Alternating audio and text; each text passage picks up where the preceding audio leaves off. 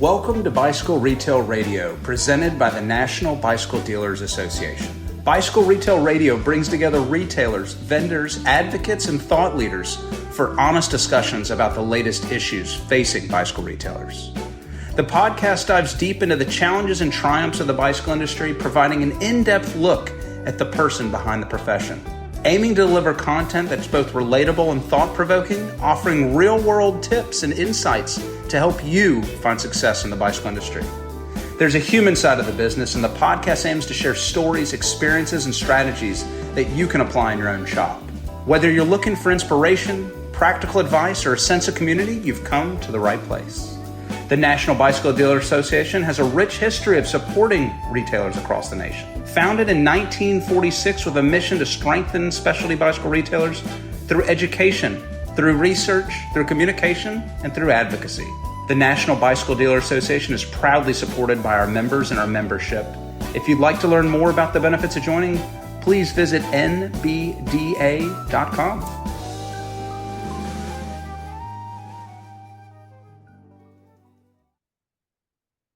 Hello, listeners. Thanks for being here. My guest today is Carina Hamel, founder of Bivo. She's a passionate advocate for sustainability, cycling, and healthier living. In this conversation, we talk about Bivo's innovative approach to reducing waste in the cycling industry and the science behind ditching plastic.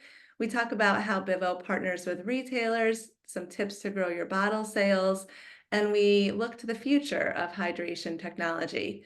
So whether you're a retailer, a cyclist, or a sustainability enthusiast, I hope that this conversation will give you some insight and inspiration. Enjoy. A part of what we do, but here's what we do otherwise. Get ready to embrace the future of specialty bicycle retail. The NBDA Retailer Summit Central in Bentonville, Arkansas is your gateway to operational excellence, financial growth, and long-term success in an ever-evolving industry. From insightful panel discussions to hands-on workshops, you'll explore strategies for profitability, innovation, and embracing trends like e-mobility. In 2025, it's not just about selling bikes. It's about building a smarter business, engaging with your community, and setting the standard for the future of retail. Let's make it happen. Visit nbda.com to secure your spot today. All right. Welcome to the podcast, Carina. How are you? I'm good. Thanks so much. I am so stoked about this. I first found out about Bivo, was introduced to the brand at the NBDA Retailer Summit last May in Bentonville, Arkansas. And now I feel like I'm seeing the bottles everywhere. Congratulations. Thanks. Yeah, we've been growing. We've been having some good wholesale growth in 2024. So we're excited to see some more awareness raising. And we're about 4 years in the market. So it's been fun to see the growth every year. Yeah. And as I was getting ready for our conversation, I'm doing a little research. I am in upstate New York, and I pretty much spend every weekend, every summer in Vermont. And then I was getting to know the brand better, and I'm like, oh my God, we're neighbors. How cool. Yeah, nice. I didn't know you were up in upstate New York. That's awesome. So there's so much to get into. Since I was introduced to the brand, I've really been looking at plastic bottles in a different way and doing research. And it kind of gives me an ick now every time I see a plastic bottle. So I have a lot of questions about that and just the foundation of the company. But if it's okay, can we start with just some personal stuff to kind of give our listeners a little bit of, context about who they're listening to, who my guest is? Yeah, for sure. Awesome. So you co-founded Bivo, but what inspired that, and what was your background before diving into the cycling industry? Yeah, I grew up cross-country ski racing, so I've always been very heavily involved in performance sports. I raced at University of Vermont, and then 1 year professionally after college. And so then I got introduced to product development. I really was interested in how products could interact with athletes and how they can improve performance. So I was curious about that when I met the owner of Keen Footwear, and he offered me a position in China. So I moved over to China, all with the goal of learning how to develop product. And so it was a great opportunity for me to really dive into manufacturing, understand the process. I spent the first 3 months of the job in China going to a series of 7 different factories or so every day. And yeah, learned the manufacturing process. And then I was moved from China to Portland, Oregon, where I worked in the innovation group for Keen for 5 years. And then I left and I started my own footwear development agency. So I help brands anywhere from creative direction through to production. And about actually, right when I was starting that business, I met my husband. And about 2 years after launching that, he came on and joined that company with me. And we ran that together for about 10 years before we started Bivo. Wow. Yeah. So when we had our first daughter in 2018, and I had a hard time coming back to work after having her. I was like pretty surprised by my reaction of having her and realizing that if I was going to be spending a significant amount of time away from her, I wanted to be challenged in a new way. And so we set aside time to just like focus on other. And we didn't really know what that meant. It could be going to the bookstore and reading business books. It could be meeting with people for coffee. And at the same time, our daughter did start daycare and she was having a really hard time drinking milk out of bottles. And we really didn't want to feed her out of plastic. So when we were talking about that while skiing one day, we were realizing that the only time in our lives when we were drinking out of plastic was when we were doing our performance sports. And so we like quickly drove home, started researching the bike market. Portland is a huge bike city. And we realized that we discovered this huge hole and that there was not a solution for anything other than plastic on a bike. And so within 2 weeks, we started designing it and then launched about 18 months later.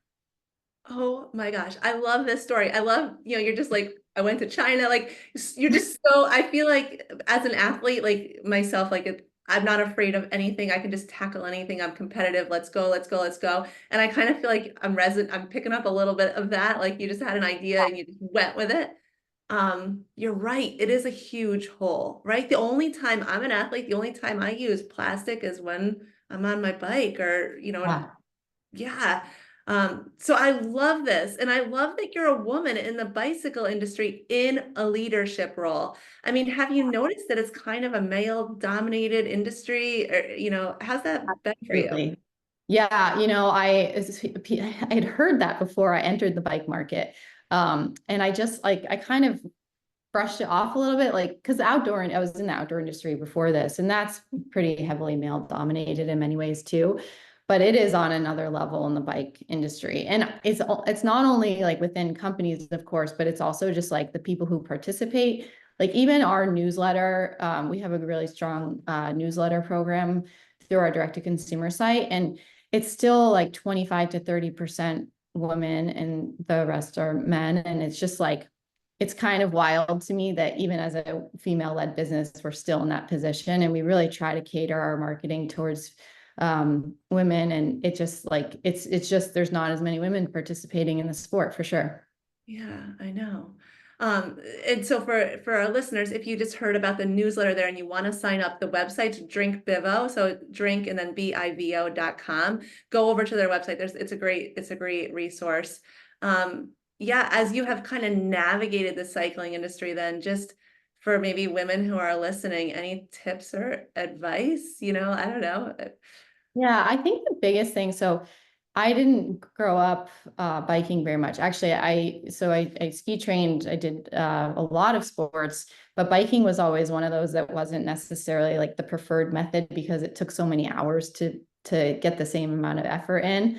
And so now Nordic skiers bike a lot more, but I got my first road bike just after college, after I retired from ski racing because I wanted another source of exercise.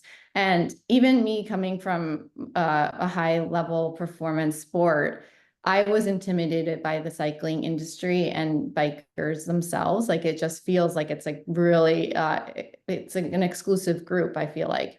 But once you get in and once you ride with people, you realize that it's a lot less intimidating than it appears on the outside. So I would say push yourself to go into the sport and find groups that you want to ride with. There's a lot of like no drop rides or women-led rides. I think those are a great way to show that the sport actually just wants to harvest more riders because we love seeing people on bikes. And so I think like just putting yourself out there and trying to get yourself into a group is a great way to start. hell yeah, yes, just do it, just go for it, put yourself out there, right? Yeah. Hi, I'm Checo, the founder of Gear Hugger. I saw there was a disconnect between my love for nature and the amount of toxic chemicals I was putting out there. So I talked with my dad and we came up with these solutions that are plant-based, high-performing, so you can help get rid of all that petroleum that you have in your garage and substitute it with plants without it having any performance sacrifice.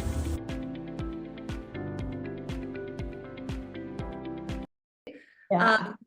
So I want to just rewind, and I'd love you to just walk me through this a little bit. So you're out on an awesome Nordic ski with your significant other, and you have a new child, and you're talking about, problems that exist, and how plastic is only a option when you're cycling, and you come up with an idea.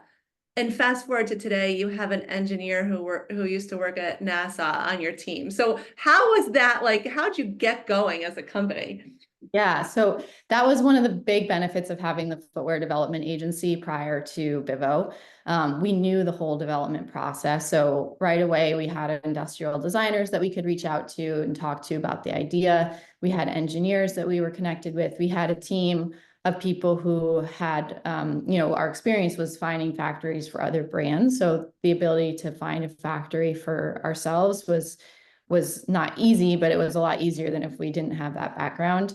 And so, engineering takes quite a long time. Like I have always pushed the calendar and wanting to get product to the market faster than what is like quote unquote normal.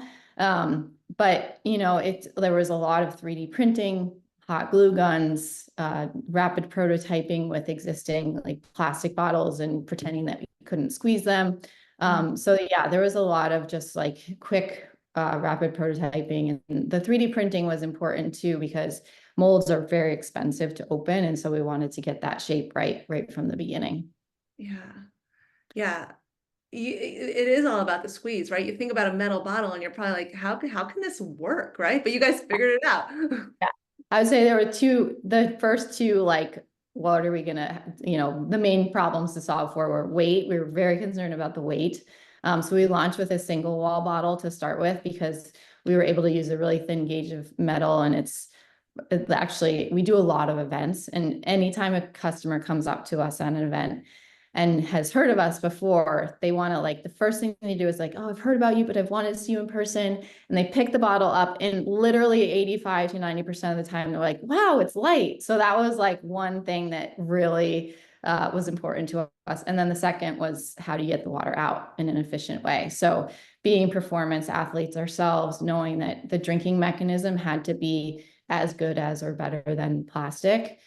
So you can't squeeze it, but we have a gravity flow system where we've engineered the water to flow out.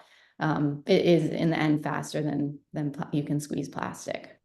I love it's genius. Let's talk about the why though. So I think when we were prepping, or maybe on your website, I read that humans consume the equivalent of a credit card in plastic each week. I mean, that just grosses me out, like I'm like, oh. So that's huge, right? Like Yeah. your data shows this. That's kind of scary.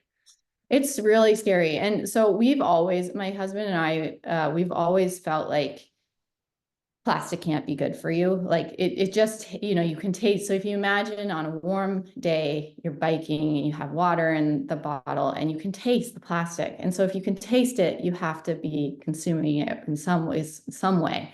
But back actually, so we came up with the idea in 2019, and even 5 years ago, there wasn't as much information as there is today in terms of how much we're consuming and what that's doing to our bodies. So we've now found microplastics and nanoplastics in our bloodstream, in our brain, testicles, all parts of our body, really, baby fetuses. It's pretty horrible. So, and what they're linking, there's still not really strong data enough yet, but, they're linking microplastics to heart disease. They're linking it to brain disorders such as Parkinson's. So, there's things that we're going to learn more and more in the upcoming years, but that was a major drive for us to create the metal bottle, as we really just didn't want to be consuming plastic. Yeah, 100%. And as I started thinking about this, I started, thinking about where I touch plastic, and then, it's when I need a bottle of water when I go into the grocery store. But ideally, like I could just fill up my Bivo and then take that with me. Is it the tour? The pro cycling tour goes through 630,000 plastic bottles? Really? Yeah. Yes, they do. Yeah. So that came out maybe a couple of years ago. And the problem is that plastic bottles are quite hard to clean. And so a lot of times what I've heard is like even pro tour teams will have bottles ready for the day. And then sometimes they're not even gone through, like they don't even drink out of them, but they just it's so much easier to throw them out than it is to rewash and refill. So unfortunately, it is an extremely high waste sport. Yeah, and talking about cleaning the bottle. So with a Bivo bottle, you're not going to get the saturation, I would say, of like your scratch or whatnot into the material. Is that correct? Yep. Yeah. So our bottles are dishwasher safe. Both we have non-insulated and insulated bottles. They're dishwasher safe. We have components or a nozzle, and then we have a straw. It's a vent straw inside. That's so that air can come into the bottle. It equalizes the pressure and allows the water to flow out. That straw is food grade silicone, and the nozzle is food grade silicone. So those are dishwasher safe as well. And then the lid is made out of a polypropylene plastic that we say you should wash by hand, though it has been tested as safe in the top rack of the dishwasher. I love this. So is Bivo headquarters then in Vermont? Is that where you're Yeah. based? Yeah. Yeah. Fantastic. Yeah, so we're in Richmond, Vermont, which is a small town of maybe 1,200 people. We're pretty close to Burlington, and we have 70 miles of single track mountain bike trails out our door, as well as 50% of roads, over 50% of roads in Vermont are dirt, not paved. So great gravel riding as well. Yeah, it's my favorite state. So yeah, maybe I'll have to come up and see you guys. Yeah. Congratulations on the growth you've seen. And, Bivo is a great NBDA association member. You guys have been wonderful supporting our retailers. And I'd like to talk about just your approach to distribution. So we've already mentioned the consumer facing website, which has a lot of information on it. I know you do direct sales, but I also know from working with your team that building a retailer base is really important to you. Can you just talk about your strategy a little bit and why bicycle retailers are important? For sure. Yeah, we finished our development of our bottle in convenient timing of April 2020. So we were ready to place our first purchase order right after COVID hit. And our plan all along was to launch in both direct to consumer as well as in independent bike dealers. And then that kind of just like went out the back just because of COVID. And so we launched only direct to consumer. But we are cyclists ourselves. We see all of our friends who are cyclists, and we know that there's a really strong relationship between the cyclist and their local bike shop. You go in and you get your bike tuned up, or get in nutrition or whatever you need, and then you can pick up a bottle at the same time. So we look at the bike dealer as a place that our consumers can come and get great feedback, recommendations for other products. And I think there's just like this huge community involvement with your local bike shop and the cyclists, with like group rides and all that type. So we've seen a huge growth in wholesale this year. We actually have now 30 plus independent reps across the country. And yeah, we see it as a huge opportunity for us to continue growing. I love it. So your network of independent reps, those are actually visiting retailers and helping them with orders and customer service. Yep. Fantastic. It's so nice to have that relationship set up and those people in the field. I think it's a great opportunity for the specialty bicycle retailer too, to diversify their water bottle offering. Yeah. Right? Yeah. For sure. The interesting thing is that the margin dollars that bike shops get through Bivo bottle is bigger than it is if it was plastic. So that's another thing that we like to point out. It's just like, when you sell a Bivo bottle, you're making a lot more margin dollars than you are when you're selling plastic. Excellent. That's a really important part. And then, so retailers who are working with you would work directly with Bivo then, so they'd call your headquarters in Vermont, set up the relationship there. Yeah, so we have a national sales agency that manages our sales. It's called Method Outdoor. Sasha Dici Cooper is our fractional VP of sales. We have a B2B. You can go to b2b.drinkbivo.com and you can apply to gain access to the B2B, and then you can place an order as soon as you're approved. That also, when you go there, has Sasha's email and our customer service email. So it's a really seamless way to become a dealer. It's nice that you make it so easy. Having a B2B is a really important thing. It's a Yeah, really important tool. it is.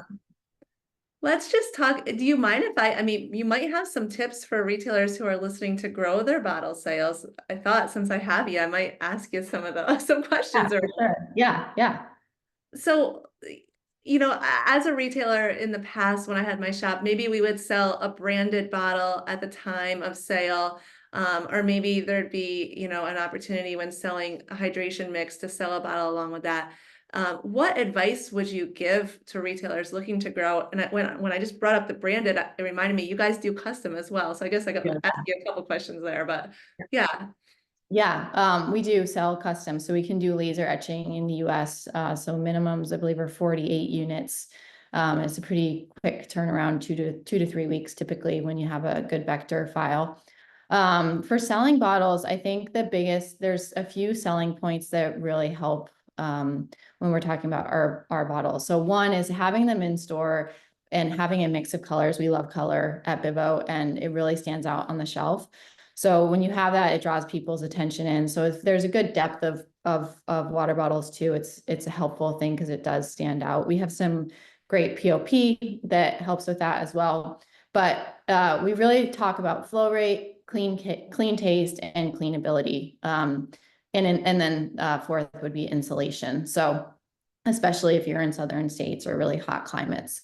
But the flow rate I talked about earlier, but we have a patented gravity flow system that allows you to pour 21 ounces in less than 8 seconds. And it's hard to explain why that's so nice, but once you take your first sip, it is like, wow, this is a completely different drinking experience, and it's so pleasant. We have a lot of customers telling us that they drink more water when they drink out of a Bivo bottle. The next one is cleanability. So we designed everything to be pulled apart easily. So I touched on the dishwasher safe aspect, but the nozzle and the straw are removable, and the nozzle itself is it's a very open hole, so it's very easy to clean. I would say that when we first started talking with customers before we had our bottle developed, one of the biggest complaints of cyclists was how hard water bottles are to keep clean. So we really wanted to make that an integral part of the development of the bottle, and we were able to achieve that. So that, like, pulling out of the nozzle and being able to clean that separately is huge. Then just not tasting plastic. I touched on that earlier too, but like you can imagine that like warm water on your bike and the taste of plastic in there. So the clean taste is huge. And then insulation, that was our second.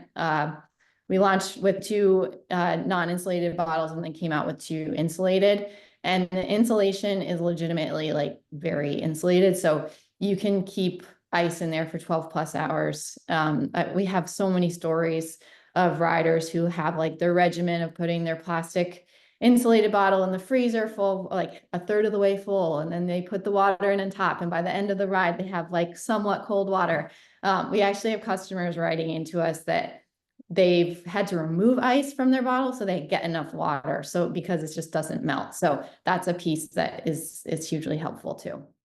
Ready to upgrade your ride? Meet the Okai Flex Move EBF10, the foldable electric bike that combines portability and style. With its powerful motor, smooth 20-inch fat tires, and foldable design, the EBF10 takes you further faster. Whether you're commuting through the city or hitting the trails, it's compact enough to fit in your trunk and powerful enough for any adventure.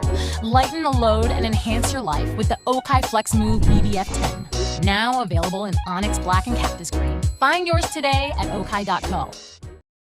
There's so many unique little things, like the insulation was something that I picked up on that I thought would be a great tip for retailers looking to grow their bottle sales. Also, I think having your staff educated so you can talk to the why, behind a Bivo bottle. And then the other thing, Karina, is I'm thinking, if I purchase a $5,000 or $6,000 bicycle, and then I'm gonna buy like a $5 water bottle, it doesn't really equate, right? So this is an opportunity to really get a nice bottle, right? To complete. Have you heard people say that, right? Oh yeah, for sure. Well, especially now too, a lot of people bought their bikes during COVID and they want something new every year. And so being able to buy something premium, like a really nice water bottle that honestly makes your life a lot better on the bike is a nice way to just get some more sales. Yeah. So we've been talking about like, you determined that there was a need and I'm with you, but what has your consumer like data shown you? Are people really responding to this and saying, yeah, I don't want to ingest plastic, and yeah, I want a bottle that's easier to clean. Do you have some feedback on that? Well, I guess like some of the just easy points to cover are we're growing or doubling every year. So that's been pretty significant growth during a time where the bike industry is down. We have a 20 to 25% returning customer rate. So that's pretty high too, in terms of like once they buy them, they like to come back and get more for either other parts of their lives or for their friends and family. And then we get so many comments like, my kid stole my water bottle, or my wife stole my water bottle, so I have yet another. So I think like that feedback is always helpful too, to see that it's well adopted once someone purchases it. The other thing is that at events, we do a lot of pop-ups at like gravel events or expos. And our conversion rate is quite high at those events because I think people can see and feel the bottles. That's why it's so important to be in independent retailers, so that you can see and feel them and see how they work and get feedback from people around you. And the sell-through has been great on those. Yeah, I mean, I have a little confession. I bought two at the summit, and one for my son and one for my daughter, and I brought them home. We're talking about a 16-year-old girl and a 14-year-old boy who really, they're kind of tough to please, but I gave them both their bottles. They have been taking them to school ever since, and they love them. And the feedback is like, or what I'm noticing is that the kids don't like to drink out of plastic, or maybe on like the Gatorade bottles or whatever, but they like metal bottles. Like they're in it, they get it, they understand it. So For sure. Yeah, the kids love metal bottles. It's funny. They do. But it's changing by the generation. So it's very cool to see. It's awesome to see. Yeah. So thank you for that. I had a cool mom moment there.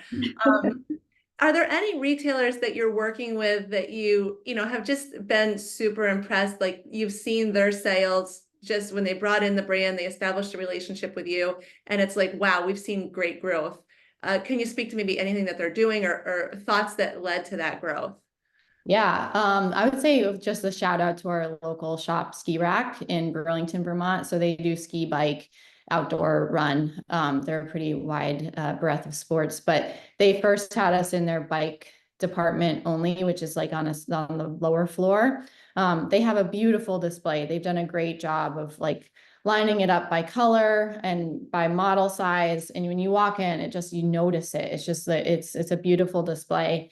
And then they had so much success in the bike department that they also put us upstairs in the outdoor run section. And so it's closer to the checkout counter in that section. And so they saw the need to have it dual merchandise, which is nice. So I think that's a big piece. And I think, instead of taking just a few bottles at a time, I think they have at least 48 bottles on the store or on the floor at all times. And again, that impact of just seeing that many bottles, it's something you notice because they really are beautiful and the colors are bright and fun. And so it draws attention if you just have a good bottle display. Yeah, and Ski Rack is part of our P2 program. They're a great MBDA member, and I love what they're doing there. So I'm so happy to hear about their success. Yeah. Do you have anything for retailers that helps tell the story of the bottles? I'm just thinking about the display in store. Yeah, we have some good brand signs that talk about our features. Really, we rely heavily on bright, colorful photography, very crisp and a little bit different than I think other bike industry photography that really stands out on the shelf. We also just launched a wooden tier display that we've been distributing to select retailers. And that helps show, it just like creates, a step up of 4 different rows, and it shows off the bottles quite nicely. So those are some areas that are drawing attention. We're also doing pop-ups in stores where we, will come in and we'll educate the staff on the bottles. And anytime we find that the floor staff is using our bottles, the sell-through is much higher, because once they're using it, they love it and they want to tell the customers about it too. Yeah, I can totally see that happening. Yeah. We touched very briefly on custom, but I want to come back to it because I don't want to overlook it. A great opportunity for retailers who want to put their logo on the bottles. Seems like it's a pretty easy process. So are we talking like 4 to 10 weeks to get a custom bottle made? I have no idea. I'm just throwing Yeah, it. less than usually once we have the correct logo file, it should be like 3 weeks, 3 to 4 weeks, I guess, would be a good turnaround time to anticipate. Pretty quick. That's awesome. And the reviews have been very positive. I think you made like the New York Times 30 best gifts for cyclists list. Congratulations for that. Yeah, thanks. Wirecutter. Yeah, we were really excited about that. I use Wirecutter for like every major purchase. So when we got in, that was a big one to celebrate for sure. Hell yeah, fabulous. Looking ahead, so we're taping in December 2024. Thinking about the year ahead, I know that MBDA is planning our summit. We're planning some CABDA shows. I know that there's probably some shows you guys are looking at. If a consumer is listening, maybe if a retailer is listening and they want to see the bottles in person, do you have anything confirmed yet that you'll be at? Yeah, we do. We do a lot of, we do a lot of expos at bike events. We'll be at the Miami Marathon, which is a little bit outside of what we've normally done, but that's our next big event coming up. I believe we have signed up for CABDA Midwest in Chicago. We also will be at Sea Otter in April. And then a series of gravel races throughout the country.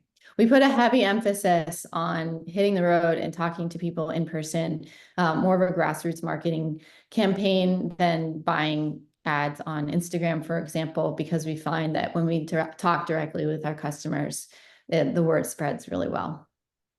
Yes, it does for sure. Like having you guys at the summit last year and seeing the bottles in person and talking to your team member just really made a huge impact on us.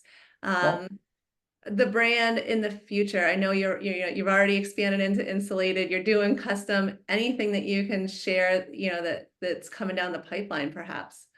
Yeah, we've targeted the bike market so specifically because it was such an open hole. And we feel like we just have still so much to capture in the cycling space. So we will continue to focus on our cycling bottles and making sure we always have a performance element.